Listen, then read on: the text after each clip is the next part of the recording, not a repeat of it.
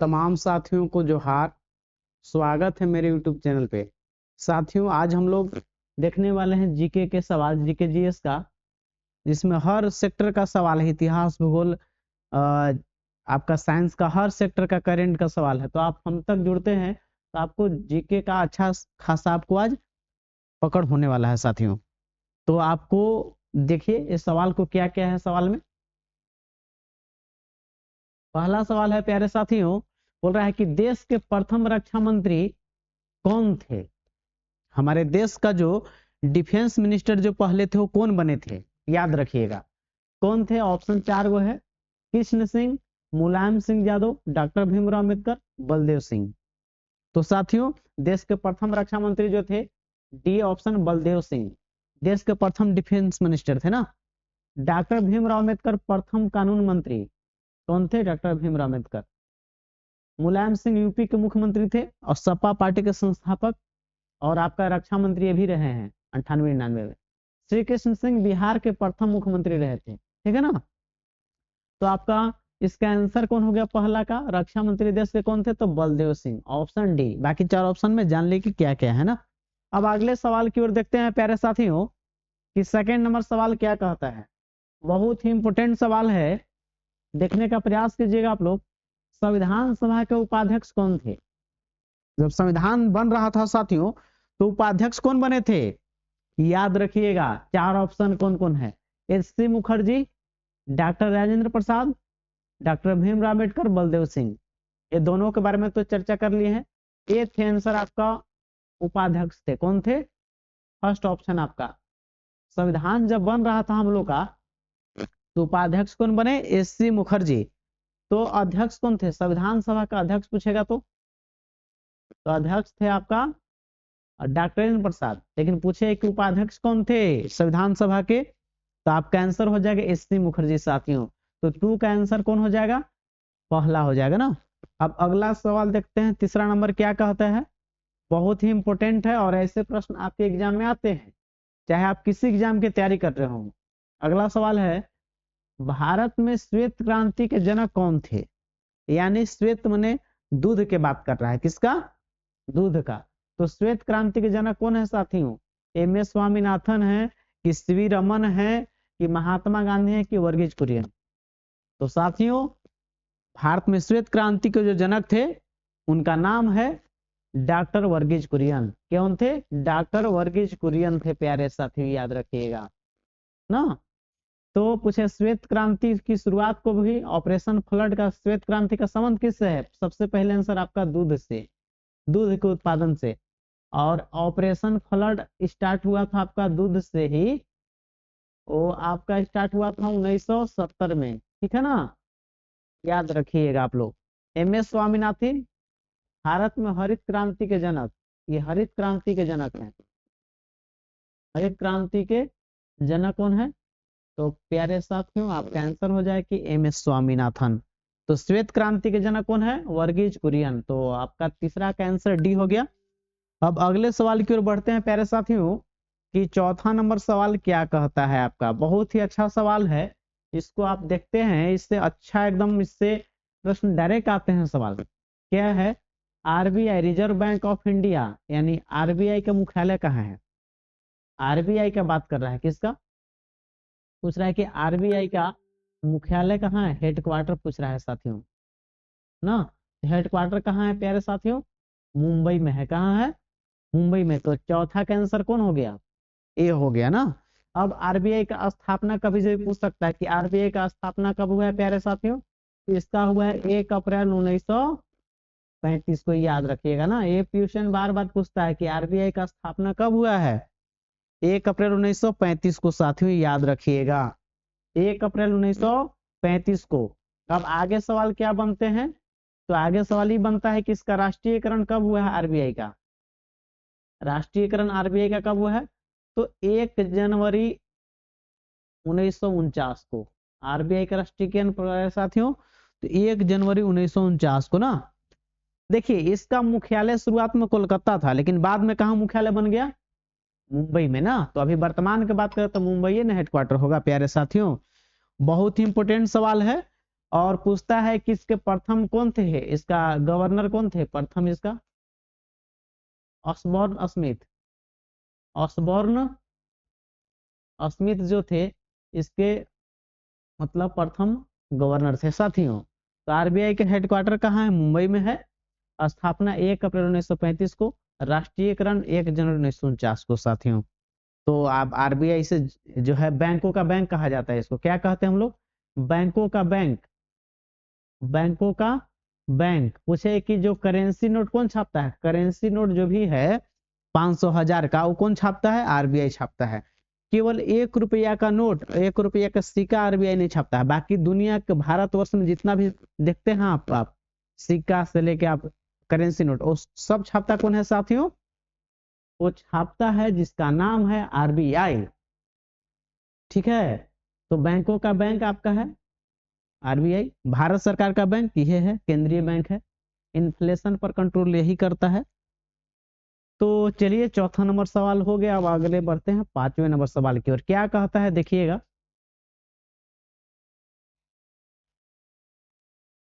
Ozone gas वायुमंडल के किस परत में पाया जाता है, बहुत ही इंपोर्टेंट सवाल साथियों। पहला विकल्प है समताप मंडल, क्षोभ मंडल, आयन मंडल की वायुमंडल। तो साथियों ओजोन मंडल जो है ऑप्शन ए समताप मंडल में पाया जाता है। कहाँ पाया जाता है, समताप मंडल में।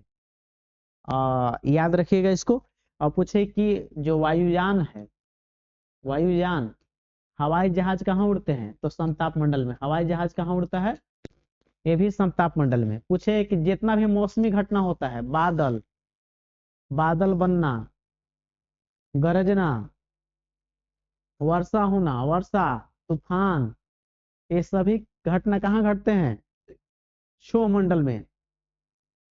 सभी मौसमी घटना पूछेगा कि सभी मौसमी घटना जो है किस मंडल में घटते हैं प्यारे साथियों, तो आपका आंसर होगा कि क्षोभ मंडल में जो है सभी मौसमी घटनाएं घटती है ना।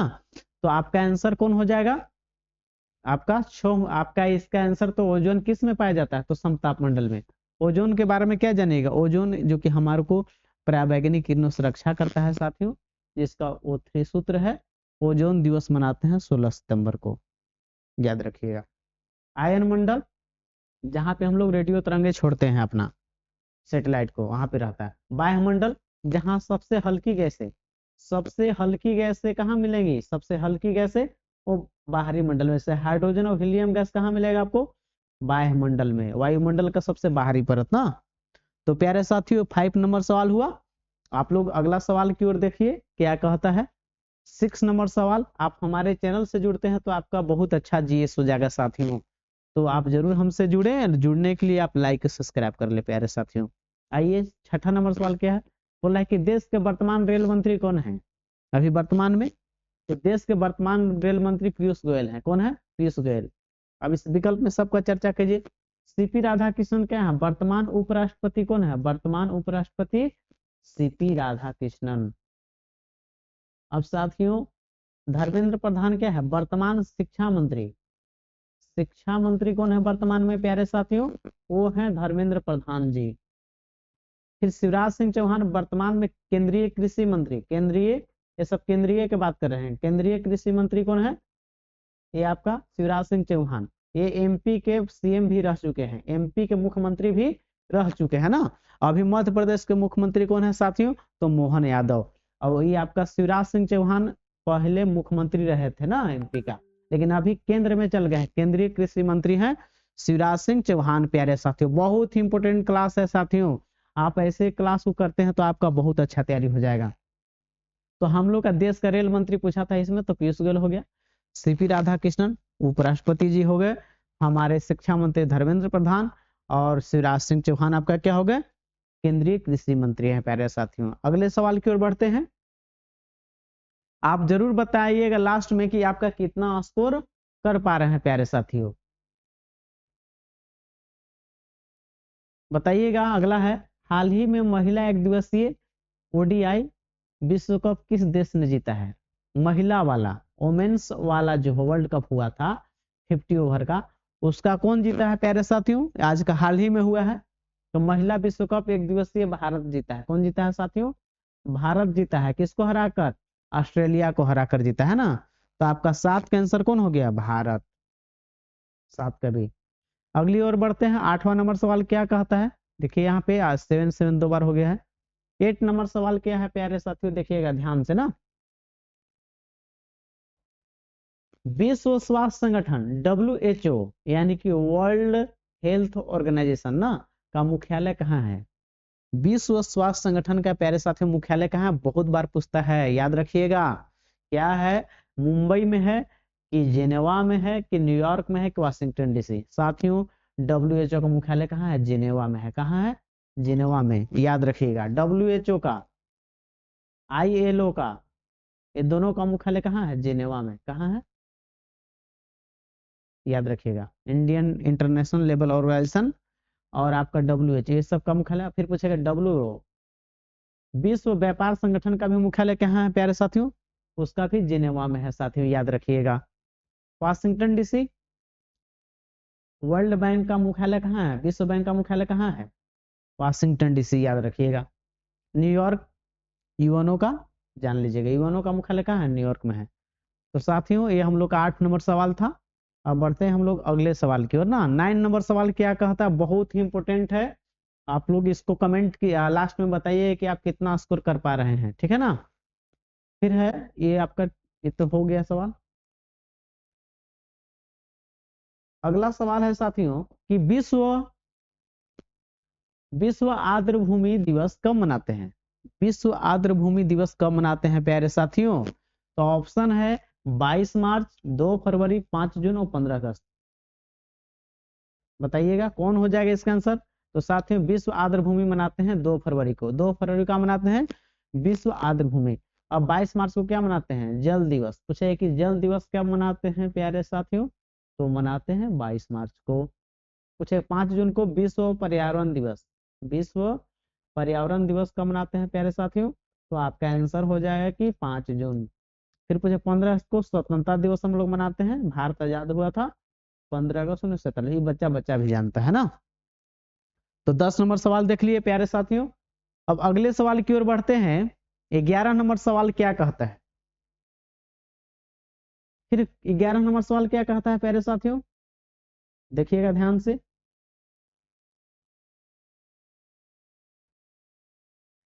वित्तीय आपातकाल भारत में कितनी बार लगा है? वित्तीय आपातकाल 2 बार की 1 बार की 4 बार की 1 बार भी नहीं? तो भारत में वित्तीय आपातकाल 1 बार भी नहीं लगा है। वित्तीय आपातकाल 1 बार भी नहीं लगा है। देखिए साथियों आपात 3 प्रकार के होते हैं। आपात, राष्ट्रीय आपात, आपात जो होता है, एक होता है वित्तीय आपातकाल। वित्तीय आपातकाल माने पैसा कौड़ी की कमी। एक राष्ट्रीय आपात, नेशनल इमरजेंसी, राष्ट्रीय आपात। एक राष्ट्रपति शासन, राष्ट्रपति शासन जो राज्य में लगता है। कहाँ लगता है? कि राज्य में ना। तो वित्तीय आपात बात करता है अनुच्छेद 360 में, आर्टिकल 360 में। ये आर्टिकल 352 में राष्ट्रीय आपात, और राष्ट्रपति शासन राज्य में ये 300 आर्टिकल 356 में ही कहता है साथियों, ठीक है ना। राष्ट्रीय आपात 3 प्रकार के, वित्तीय आपातकाल अनुच्छेद 360, राष्ट्रीय आपात 352 और आपका राज्य में राष्ट्रपति शासन जो आपका 356। वित्तीय आपात 1 बार भी नहीं लगा है, 1 बार भी नहीं लगा है। राष्ट्रीय आपात 3 बार लगा है हमारे यहाँ, याद रखिएगा। कितने बार लगा है प्यारे साथियों? 3 बार। कब कब लगा है? 1962 में लगा है भारत चीन युद्ध, 1971 में लगा है भारत बांग्लादेश युद्ध, और फिर 1975 में लगा था। याद रखिएगा। वित्तीय आपातकाल हमारे देश में 1 बार भी नहीं लगा है। राष्ट्रीय आपातकाल 3 बार लगा है और राष्ट्रपति शासन राज्यों में लगता है। तो साथियों ये था वित्तीय आपातकाल से प्रश्न था। अब अगले प्रश्न की ओर बढ़ते हैं हम लोग, जिसका नाम है 12 नंबर सवाल क्या कहता है? क्या है देखिए, बहुत अच्छा सवाल है। कह रहा है किस पंचवर्षीय योजना के दौरान भारी उद्योग की स्थापना की गई? साथियों भारी बड़े बड़े उद्योग की स्थापना की गई थी, याद रखिएगा। तो पहला पंचवर्षीय योजना में नहीं, दूसरा में, तीसरा में कि चौथा में? तो दूसरी पंचवर्षीय योजना में जो साथियों है भारी उद्योग, ये पहला में कृषि पर बल दिया गया था, पहला में कृषि पर बल।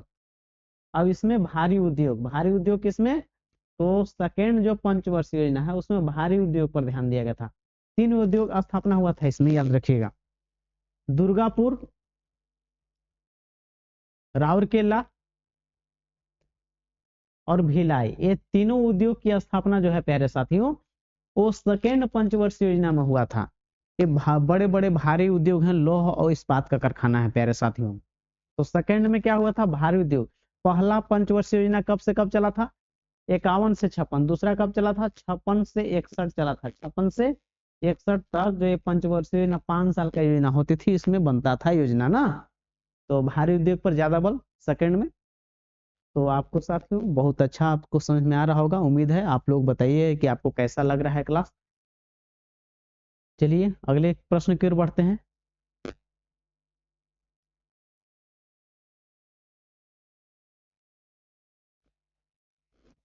प्रश्न है, भारत की सबसे मीठे पानी की झील कौन सी है। ऑप्शन आपका 4 गो है। उलर झील है कि चिल्का झील है कि सांभर झील है कि लोकटक झील है। देखिए साथियों, भारत के सबसे मीठे पानी की झील उलर झील है। कौन है, उलर झील, जो कि जम्मू कश्मीर में है। कहाँ है, J&K, जम्मू कश्मीर ना। चिल्का झील कहाँ है, ये चिल्का झील खारे पानी की है। किसका है, खारा के है, खारे पानी की। ये उड़ीसा में है। कहाँ है, आपसे मीठा पूछा तो मीठा का आंसर फर्स्ट हो गया है। कौन हो गया है, फर्स्ट है। सांभर झील कहाँ है साथियों, राजस्थान में है। ये भी खारे पानी की है, खारा है, खारे पानी की। लोकटक झील ये मणिपुर में है। कहाँ है, मणिपुर में है ना। कहाँ है, मणिपुर में है, लेकिन ये आपका दक्षिण पूर्वी राज्यों में। ये भी मीठा में आता, लेकिन सबसे मीठा झील कौन है भारत का, तो आपका उलर झील है प्यारे साथियों। बहुत अच्छा सवाल है, ऐसे प्रश्न आपके एग्जाम में जरूर आते हैं, ध्यान दीजिएगा। अब अगला सवाल देखते हैं साथियों। कह रहा है कि भारत किस देश के साथ सबसे लंबी स्थलीय सीमा बनाता है। जैसे हम मैप बना रहे हैं इंडिया का साथियों, प्यारे साथियों देखिएगा, देखने का प्रयास कीजिएगा।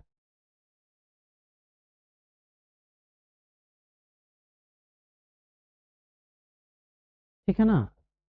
देखिए सबसे लंबा स्थलीय सीमा जो है आपका, ये आपका बांग्लादेश है। कौन है, बांग्लादेश के साथ सबसे लंबी सीमा बनाता है। कितना, 4096 किलोमीटर जो है सबसे लंबी सीमा बनाता है साथियों। तो सबसे लंबी सीमा किसके साथ बाउंड्री बनाता है, तो आपका ये बांग्लादेश के साथ। ये आपका कहाँ, इसमें कौन है, आपका पाकिस्तान है। पाकिस्तान से नहीं बनाता है जितना लंबा इसके साथ है। यहाँ पे चाइना है साथियों। ठीक है, तो सबसे लंबा सीमा किस देश के साथ भारत बनाता है प्यारे साथियों, तो आपका आंसर हो जाएगा बांग्लादेश के साथ। भारत के सबसे लंबी अंतरराष्ट्रीय सीमा है 4096 किलोमीटर। जो 14 का आंसर कौन हो गया प्यारे साथियों, तो 14 का आंसर आपका सी हो गया। कौन हो गया, सी ना।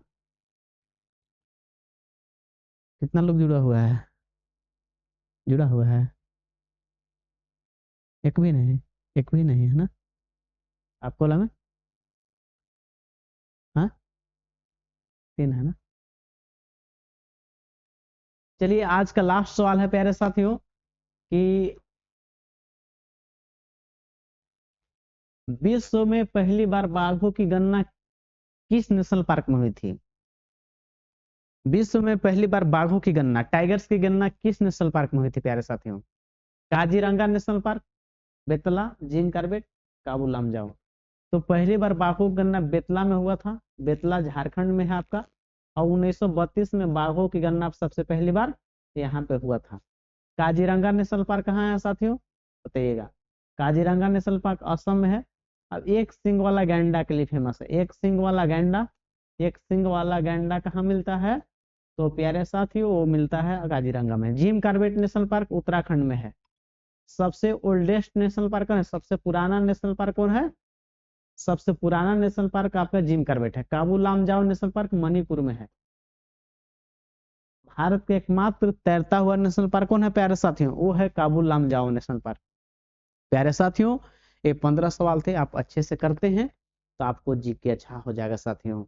साथियों वीडियो आपके पास सबसे पहले पहुंचे तो लाइक और सब्सक्राइब करना ना भूलें। साथियों मिलते हैं नेक्स्ट वीडियो में, आप सभी को धन्यवाद।